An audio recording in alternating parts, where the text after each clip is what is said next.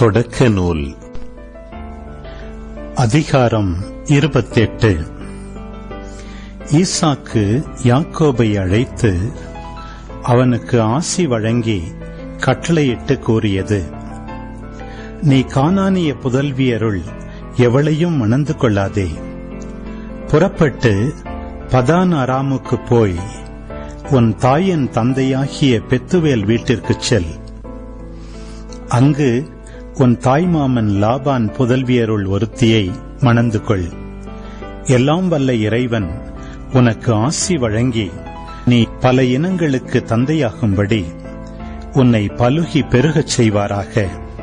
Abraham பெற்ற ஆசியை அவர் உனக்கும் உன் வழிமரபினருக்கும் வழங்குவாராக. அதனால் நீ அந்நியனாய் வாழும் நாட்டை, அதாவது கடவுள் ஆபிரகாமுக்கு தந்த நாட்டை உரிமையாக்கிக் கொள்வாய். இவ்வாறு ஈசாக்கு யாக்கோபை அனுப்பி வைக்க அவனும் பதான் அராமுக்குச் சென்று அரமேயனான பெத்துவேலின் மகனும் யாக்கோபு ஏசாயின் தாய் ரெபேக்காவின் சகோதரனுமான லாபானிடம் வந்து சேர்ந்தான். ஈசாக்கு யாக்கோபுக்கு ஆசி வழங்கி அவனை பதான் அராமில் மணமுடித்துக் கொள்ளுமாறு அங்கு அனுப்பி வைத்ததும், ஆசி வழங்குகையில் கானானிய பெண்களிடம் பெண் எடுக்கக்கூடாது என்று கட்டளையிட்டதும், யாக்கோபு தன் தாய் தந்தைக்கு கீழ்ப்படிந்து பதான் அராமுக்குச் சென்றதும் ஏசாவுக்கு தெரிய வந்தன.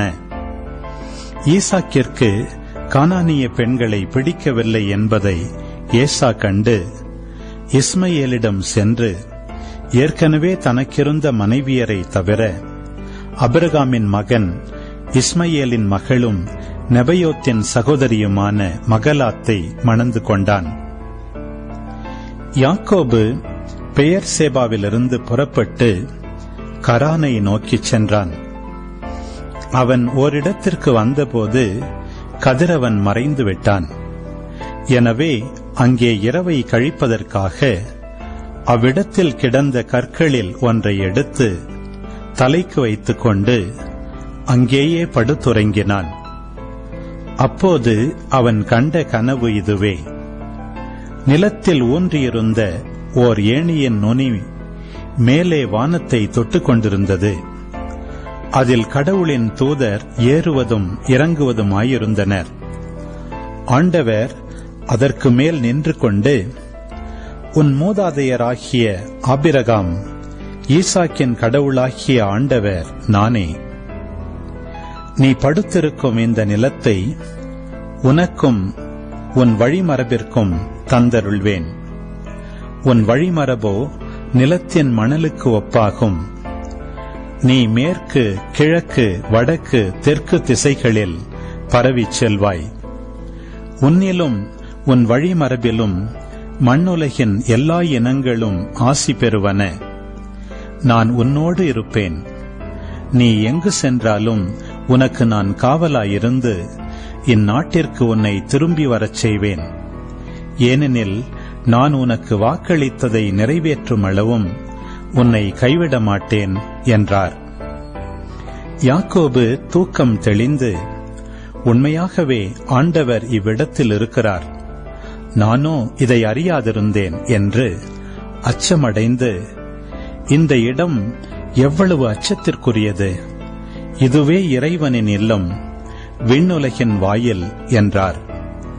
பிறகு யாக்கோபு அதிகாலையில் எழுந்து தலைக்கு வைத்திருந்த கல்லை எடுத்து நினைவு தூணாக அதை நாட்டி அதன் மேல் எண்ணெய் வார்த்து லூசு என்று வழங்கிய அந்த நகருக்கு பெத்தேல் என்று பெயரிட்டார். மேலும் அவர் நேர்ந்து கொண்டது: கடவுள் என்னோடு இருந்து நான் போகிற இந்த வழியில் எனக்கு பாதுகாப்பளித்து உண்ண உணவும் உடுக்க உடையும் தந்து என் தந்தையின் வீட்டிற்கு நான் நலமுடன் திரும்பச் செய்வாராயின் ஆண்டவரே எனக்கு கடவுளாக இருப்பார். மேலும் நான் நினைவு தூணாக நாட்டிய இந்த கல்லே கடவுளின் இல்லமாகும். மேலும் நீர் எனக்கு தரும் யாவற்றிலும் 10 1 பங்கு உமக்கு செலுத்துவேன்.